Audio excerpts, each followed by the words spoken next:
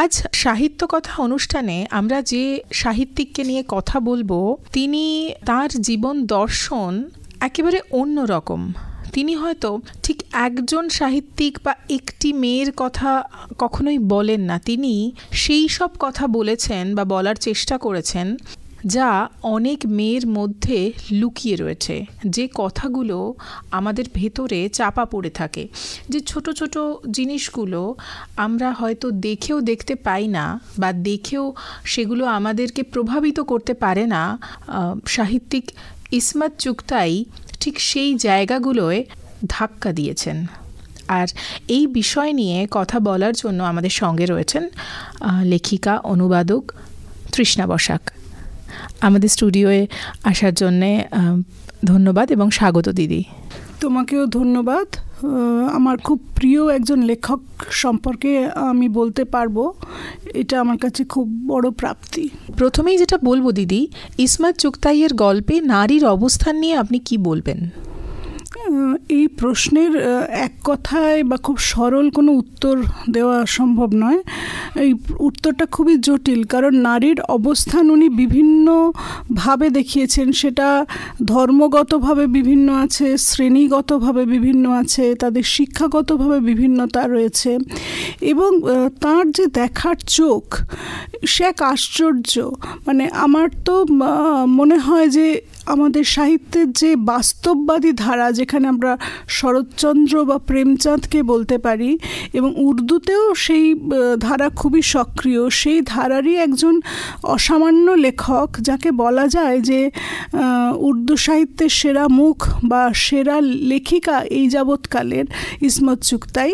তিনি মেয়েদের, শুধু মেয়েদের কেন, তিনি যাদেরই দেখেছেন তার একটা যেন র্যাডার দিয়ে, একটা মাইক্রোস্কোপের মধ্যে দিয়ে তাদের খুব সূক্ষ্ম জিনিসগুলো তার দেখিয়েছেন। ধরা যাক লাজু বলে একটি চরিত্র, সে একেবারেই রাস্তার মেয়ে, অনাথ, সে রাস্তাতেই সে বড় হয়েছে, এবং তার কোনো চরিত্রগত সূচিবাই ছিল না, কারণ সেই সূচিবাইটা ভদ্রলোকেরই একরকম বলা যায়, সেটা একচেটিয়া। কারণ তো এই সূচিবাইটা সবসময় যারা সমাজের একদম নিম্ন বর্গের মানুষ, তাদের পক্ষে চরিত্রের সূচিবাইটা রক্ষা করা সম্ভব হয় না, সেটা তাদের পক্ষে খুব বিলাসিতা হয়ে দাঁড়ায়। তো সেই লাজু যখন একজন ভদ্রলোকের বাড়িতে কাজ করত এবং সে কোনোদিন কোনো ঘর পায়নি, তোর খুব লোভ ছিল একটা ঘরে সে একদম মানে একাই মালকিন হয়ে বসবে। তো কিন্তু যখন সে তাকে শরীর মন সবই দিয়েছিল এবং সেটার জন্য তার মানে কোনো দ্বিধা ছিল না মনের মধ্যে, সেটাই মানে ইসমত চুগতাইয়ের একটা অসম্ভব জোরালো দিক হচ্ছে এই যে নারীরা এরা খুবই দ্বিধাহীন। মানে এদের মধ্যে কিন্তু যেটা করবে, যে এদের যেটা ইনস্টিংক্ট যেটা বলছে, সেই কাজটা করতে তাদের কোনো দ্বিধা নেই। তো যখন লাজু বিয়ে করলো লাজুকে, ওই ভদ্রলোক মির্জা, তখন কিন্তু এতদিন লাজুকে সে প্রেমিকা হিসেবে দেখেছিল, এবং তার মনস্তত্ত্ব কীভাবে চেঞ্জ হলো, সে লাজুকে পোশাক আশাকের ওপর, তার চলাফেরার ওপর বিধিনিষেধ আনতে শুরু করলো।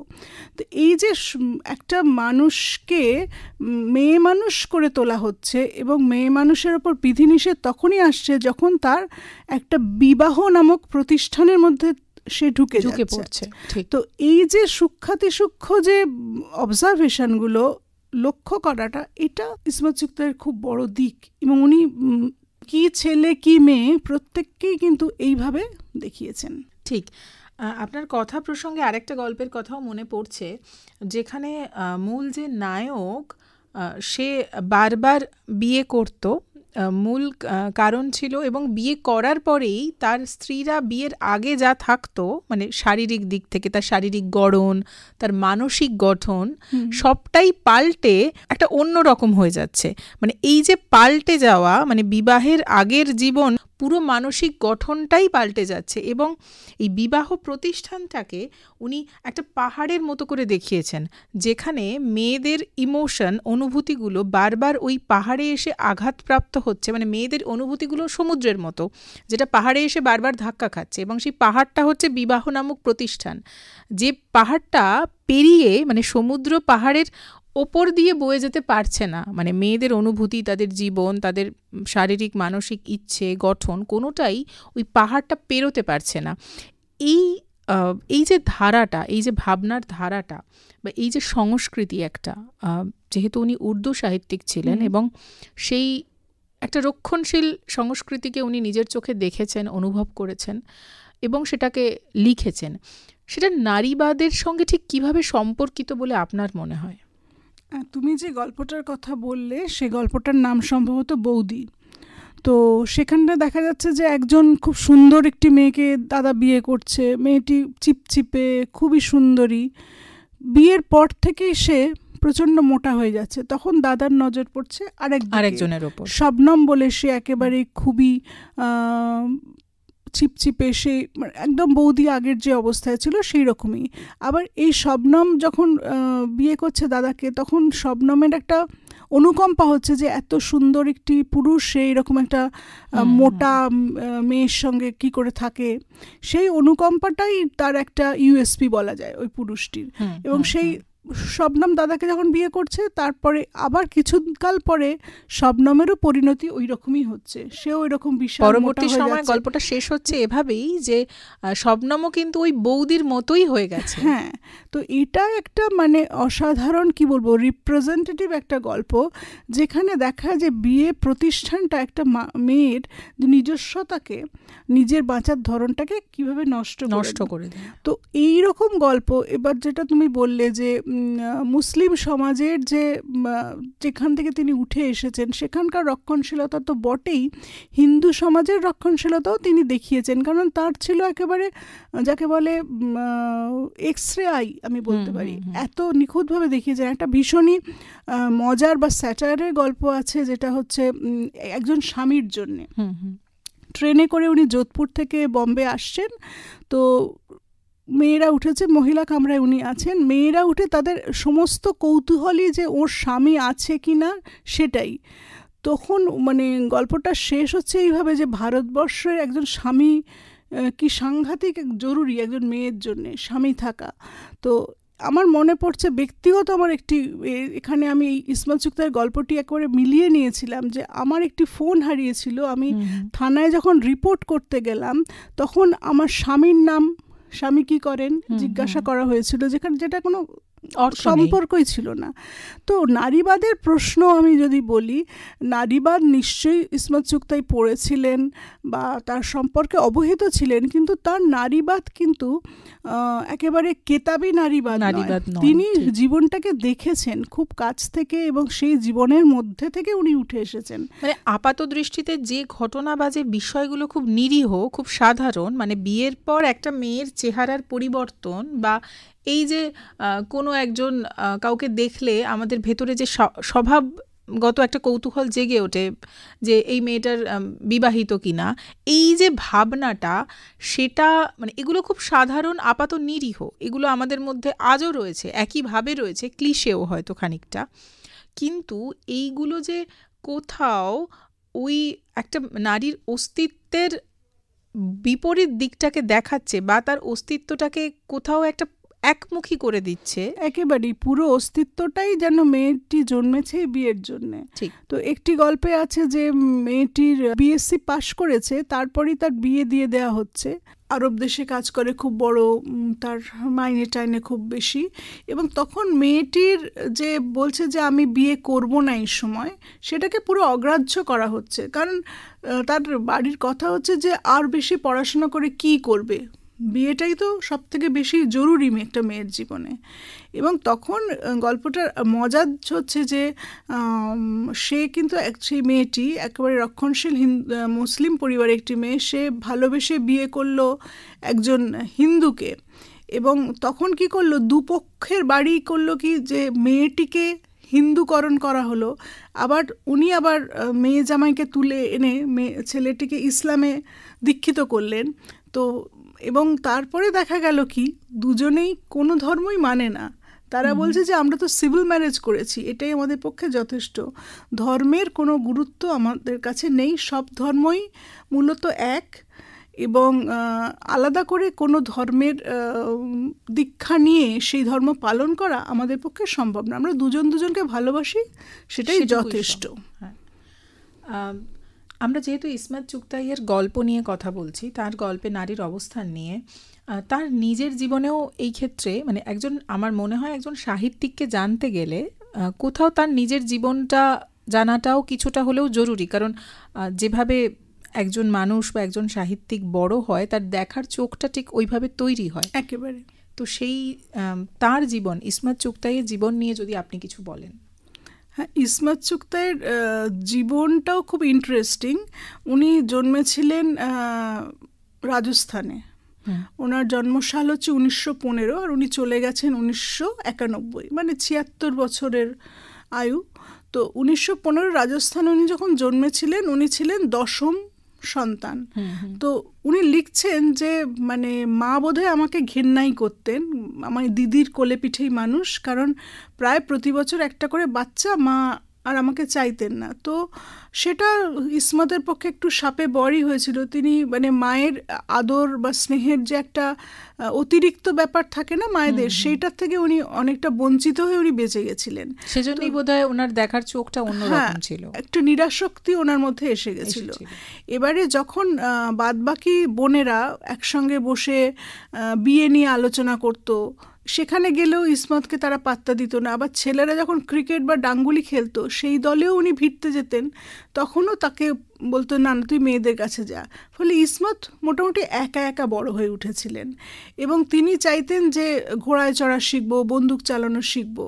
তো একবার ওর মা ওকে সেলাই শেখানোর খুব চেষ্টা করেছিলেন। তখন বলছে যে ওই ভাই তো শিখছে না, আমি কেন শিখবো? তখন বলছে যে মা বলছেন যে ওই ভাইয়ের তো বউ আসবে, বউ এসে করে দেবে।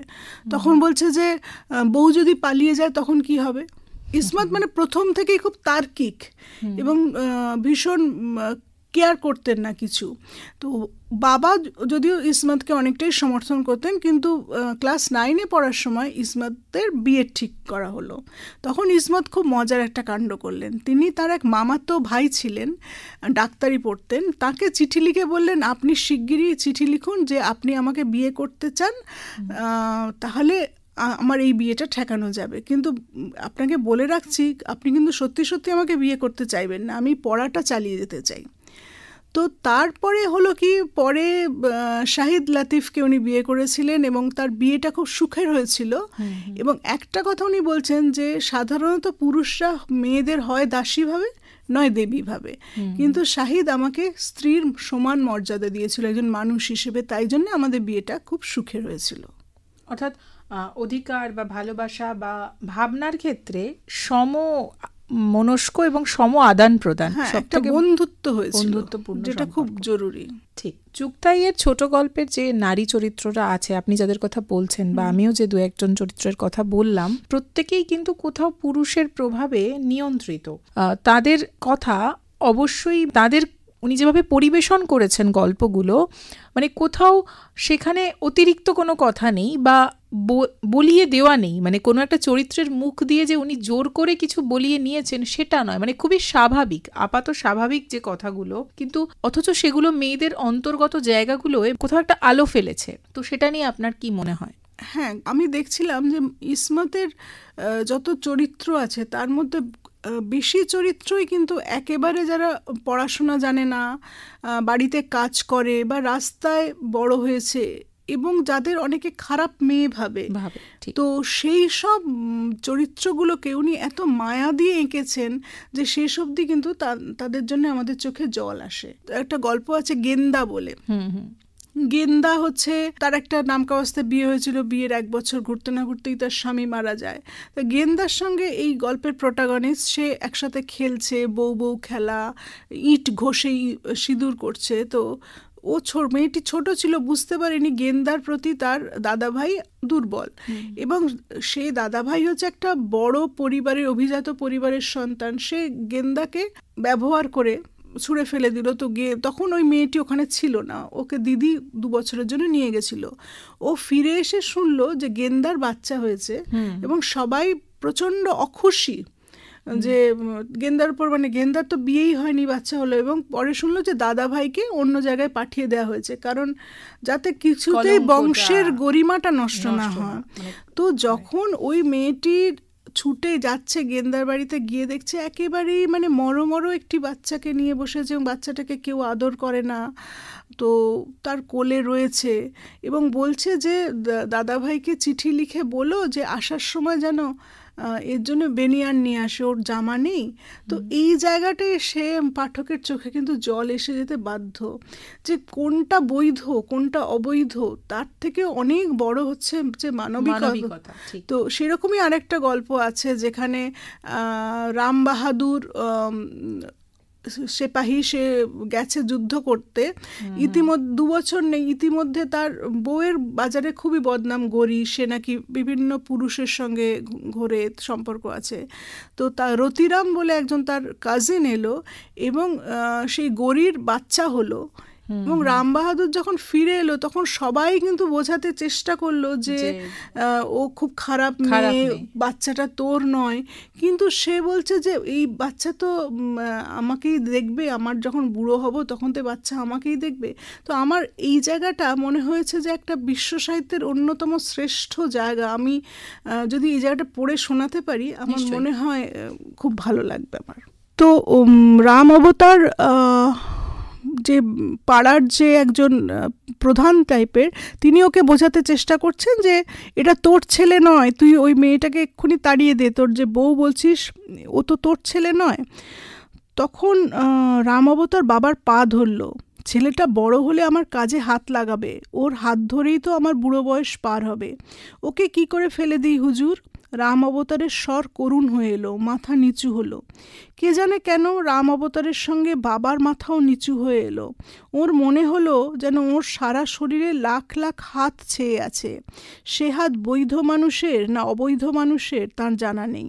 তিনি শুধু জানেন এই হাতগুলো পৃথিবীর যত নোংরা, যত পঙ্কিলতা সব ধুয়ে দিচ্ছে, পৃথিবীর বার্ধক্যকে বহন করছে। এই ছোট ছোট মাটি মাখা কালো কালো হাতগুলোই তারপর পৃথিবীর সিঁথিতে সিঁদুর পরিয়ে দিচ্ছে। অর্থাৎ একটা ভরসা, সেই ভরসার হাতটা কোনো বৈধ সম্পর্ক থেকে আসছে না অবৈধ সম্পর্ক থেকে আসছে, কোথাও সেই হাতটা পাওয়ার জন্যে সম্পর্কের যে স্বাভাবিক প্রবৃত্তি সেখানটা ভাঙছে, সেটা জরুরি নয়। হাতটা আছে, হাতটা আসছে, সেটা জরুরি। আসলে এই যে প্রতিষ্ঠান, বিবাহের বা বৈধতা, এগুলো তো মানুষ নিজের সুবিধের জন্যই তৈরি করে, কিন্তু এবং কিছুটা মেয়েদের উপর চাপিয়ে দেওয়ার জন্যই তৈরি। কারণ মেয়েদের ওই যে নিজের কক্ষিগত করে রাখবে, সম্পত্তির অধিকারটা ওইখান থেকেই স্থির হয় যে সে বৈধ সন্তান কিনা। আসল সবকিছুই তো অর্থনৈতিক। ঠিক। ইসমাত চুগতাই যে সমাজে বড় হয়েছেন বা যে পরিবারে, পরিবেশে বা যে সামাজিক পরিসরের মধ্যে বড় হয়েছেন, সেখানে মেয়েদের কথা এইভাবে খোলাখুলি বলার প্রবণতা বা ধারাবাহিকতাটা সেই রকমভাবে ছিল না। কিন্তু উনি ওই বিশ্ব সাহিত্যের, যেটা আপনি বলছেন, এমন একজন লেখিকা যিনি এইভাবে ওরকম পরিবেশে থেকেও মেয়েদের কথা এইভাবে খোলাখুলি বলেছেন, যেটা কোথাও একটা পরিপন্থী, মানে কন্ট্রাডিক্টরি। উনি যে পরিবেশে বড় হচ্ছেন আর যা লিখছেন, সেটা উনি যা দেখছেন তাই লিখছেন, কিন্তু ভাবনাটা কিন্তু কন্ট্রাডিক্টরি। সাধারণত মেয়েরা বা আমরা যে পরিবেশে থাকি, বড় হই, সেই ভাবনাগুলো আমাদের ভেতরে ঢুকতে থাকে, অন্তর্গত হয়ে যেতে থাকে। তার যে বিরুদ্ধ মতটা আমাদের নিজেদের ভেতরে তৈরি হওয়ার, এই যে আলোকপ্রাপ্ত, মানে এটাকে কোথাও একটা নিজের ভেতরে আলো তৈরি হওয়াই আমি বলতে চাইব। তো সেই আলোকপ্রাপ্ত হওয়ার শিক্ষা উনি কোথা থেকে পেয়েছিলেন বলে আপনার মনে হয়? আসলে একটা কথা আছে যে যদি না পড়ে পো তাকে নিয়ে সভায় থো, এটা আমাদের একটা বাংলা প্রবাদ আছে। অর্থাৎ একজন যদি পড়াশোনা না করছে ছেলে, তাকে যদি সভা সমিতিতে নিয়ে ছেড়ে দেওয়া যায়, সে কিন্তু গ্রো করে যায়। আসল কথা এই যে গ্রুমিং, একটা মানুষ কিভাবে হয়ে উঠবে, তার শৈশব যেমন তাকে নিয়ন্ত্রণ করে, তারপরে সে নিজে যে যে অবস্থার মধ্যে দিয়ে যায় সেটা আমাদের খেয়াল রাখতে হবে। চুগতাই রক্ষণশীল পরিবারে বড় হলেও বাবার সমর্থন পেয়েছিলেন এবং তার মধ্যে ছিল একটা অদম্য স্পিরিট, যেটা উনি কিছুতেই দমেননি এবং তিনি জীবনটাকে নিয়ে মজা করতে পারতেন। মানে তার যে বেড়ে ওঠা বা তার যে নারীবাদ, সেটা খুব মানে দাঁত মুখ খিচিয়ে আমি লড়াই করছি এরকম না। ওনার ব্যাপারটা খুব, যেটাকে আমরা বলতে পারি খুব কুল, যেটা আমরা খুব বলি বিন্দাস, এই যে ব্যাপারটা, জীবনটাকে নিয়ে মজা করা, ওনার অনেক গল্পের মধ্যেই সেটা পেয়েছি। এবং তারপরে উনি বম্বেতে স্কুল ইন্সপেক্টরেসের চাকরি নিলেন এবং বিয়ে করলেন এমন একজনকে যার তার মাইনে 300 টাকা আর শাহিদ লতিফের মাইনে তখন পৌনে 200 টাকা। তো সেটাতেও কিন্তু উনি হিসেব করেননি যে অর্থনৈতিক, তিনি চেয়েছেন মনের মিল। এবং তারপরে ফিল্ম লাইনে ওনার অনেক বন্ধুত্ব হলো এবং সাদাত হোসেন মান্টোর সঙ্গে তার যথেষ্ট বন্ধুত্ব ছিল। এবং মান্টোকে যখন অশ্লীলতার দায়ে অভিযুক্ত করা হয়েছিল, আর ইসমত চুগতাইয়ের লেপ বা যেটা লিহাফ গল্পটা নিয়েও কিন্তু অশ্লীলতার অভিযোগ হয়, যদিও সেটা আদালত অবধি গড়ায়নি। এই প্রসঙ্গে আমি মান্টোর একটা কথা বলবো, যে মান্টোকে যখন জাজ সাহেব প্রশ্ন করেছিলেন যে আপনার গল্পে এইগুলো কেন আসে, এত অশ্লীলতা কেন, তখন উনি বলেছিলেন একটা কথা, যে যখন একটা বদসুরত লোক, মানে একটা কুৎসিত লোক আয়নার দিকে তাকাবে, তাকে তো বদসুরতই দেখাবে। তার সাহিত্যিকের কাজ আয়নাটা সমাজের মুখের সামনে ধরা। মান্টো এবং ইসমত চুগতাই খুব বন্ধু ছিলেন এবং পরস্পরের সঙ্গে তারা খুবই জড়িত ছিলেন, মানে সমস্ত লেখালেখির ব্যাপারে, এবং দুইটো পরিবারের মধ্যেও যথেষ্ট ভালো সম্পর্ক ছিল। ফলে আবার মান্টো যেটা করেছিলেন, যেটা পরে তার সত্যি জীবনই চলে গেল, মান্টো পাকিস্তানে চলে গিয়েছিলেন এবং ইসমত যাননি, ইসমত এদেশে থেকে গেছিলেন, এবং মান্টো ইসমতকে খুব মিস করতেন এবং ইসমতও করতেন। এবং এই যে পুরো এক একটা বন্ধুত্ব, এক একটা সম্পর্ক, এই সমস্ত মিলিয়েই কিন্তু ইসমত চুগতাই তৈরি হয়েছিলেন। একজন স্বামীর জন্য এই গল্পটা পড়লে ইসমত চুগতাই যে কি মানসিকতার লেখক ছিলেন সেটা বোঝা যাবে। যে প্রত্যেকে বলছে তুমি স্বামীর বাড়ি থেকে আসছো না স্বামীর বাড়ি যাচ্ছ, মানে তোমার কটা ছেলে মেয়ে, তো বানাতে উনি বানাচ্ছেন, বানাতে বানাতে হয়ে গেল যে 10-12টা বাচ্চা একবারে, এবার হিসেব মিলছে না, 10-12টা বাচ্চা 3 বছর বিয়ে হয়েছে, তাহলে একবারে 3-4টে বাচ্চা, মানে পুরোটা একটা কমেডি হয়ে গেল। এবং যখন ট্রেন থেকে নেমে মালের ওজন করাচ্ছেন, সে যে ওজন করছে সে পর্যন্ত বলছে আপনার স্বামীর নাম কি, মানে এই পুরোটাই একটা স্বামী সিনড্রোমের গল্প। তো এবং সেই পরিস্থিতিটাকে কিভাবে হ্যান্ডেল করলেন ইসমত, তার থেকে ওর লেখিকা হিসেবে যে উনি কিভাবে এই লেখিকা হয়েছিলেন, কারণ সবচেয়ে মনে হয় যে তার যে মানসিকতা, তার মনটা একদমই অন্যরকম ছিল। ঠিক, এই মানসিকতা গড়ে ওঠা বা গড়ে তোলাটাই একজন সাহিত্যিকের নিজস্ব জায়গাটা নির্ধারণ করে দেয়। বর্তমান সময়ে আমরা ইসমত চুগতাইয়ের গল্পে যে নারীদের পেয়েছি বা যে সমাজটা পেয়েছি, তার থেকে বর্তমান সমাজ কিছুটা হলেও আলাদা। হয়তো বিষয়গুলো রয়েছে কিন্তু খানিকটা হলেও চাপা পড়েছে বা তার উপর একটা মোড়ক এসেছে আধুনিকতা বা ভাবনার দিক থেকেও আমরা কিছুটা এগিয়েছি, এই কথাটা অস্বীকারের কোনো জায়গা নেই। কিন্তু তাও বর্তমান সময়ে ওর লেখা কতটা প্রাসঙ্গিক বলে আপনার মনে হয়? বর্তমান সময়ে তো খুবই প্রাসঙ্গিক বলতে আমি এক্ষুনি একটা গল্পের কথা বলবো, শিকড় বলে। শিকড় গল্পটা হচ্ছে ওই 47-এর দেশভাগ এবং তারপরে দাঙ্গা এবং মাইগ্রেশন, মানে লাহোর পাকিস্তান থেকে চলে আসছে ভারতে, ভারত থেকে চলে যাচ্ছে পাকিস্তানে, এবং তারপরে সেই সময় সাহিত্যে তো ট্রেন টু পাকিস্তান খুশবন্ত সিংয়ের বা পেশোয়ার এক্সপ্রেসে দেখা যাচ্ছে পুরো ট্রেনটা, কিষানচন্দ্রের ট্রেনটা রক্তে ভেসে যাচ্ছে। এই যে দাঙ্গার সময় যে রকম মানে মানবিকতার যে মৃত্যু ঘটেছিল, তো এইরকমই একটা মহল্লার ছবি যেখানে দাঙ্গার জন্য হাঁড়ি চড়েনি, বাচ্চারাও না খেয়ে ঘুরছে। তো এরকম পরিস্থিতিতে একটি মুসলিম পরিবার সিদ্ধান্ত নেয় তারা পাকিস্তানে চলে যাবে, এবং পাকিস্তানে চলে যাবে তো তখন যে সেই বাড়ির যে মহিলা প্রধান আর কি, বয়স্ক মহিলা আম্মি বলছেন আমি যাব না, আমার দেশ কি পায়ের জুতো যে যখন ইচ্ছে গলিয়ে পড়লাম, যখন ইচ্ছে ফেলে দিলাম। তো আজকে আমরা জানি যে সারা পৃথিবীতে যে ধরনের হিংসা হচ্ছে, বাংলাদেশে যে পরিস্থিতি তৈরি হয়েছে, তো সেই পরিস্থিতিতে ইসমতের যে এই সেকুলার দৃষ্টিভঙ্গি, অসাম্প্রদায়িক দৃষ্টিভঙ্গি এবং মানবতার জয়গান প্রতিটা গল্পে, তো সেটা আমার মনে হয় ভীষণই গুরুত্বপূর্ণ, আর আমাদের বারবার করে ইসমাত পড়া উচিত, বিশেষ করে যখন আমাদের চারদিক থেকে ধর্মের নামে জাতপাত দিয়ে আমাদের আইডেন্টিটিকে ভাঙবার চেষ্টা করা হচ্ছে। আমরা যেন কেউ মানুষ পূর্ণাঙ্গ নই, আমরা অমুক ধর্ম তমুক ধর্ম এইভাবে আমাদের খণ্ডিত করে দেখানোর চেষ্টা করা হচ্ছে। সেই সময় ইসমাত চুগতাই খুবই গুরুত্বপূর্ণ।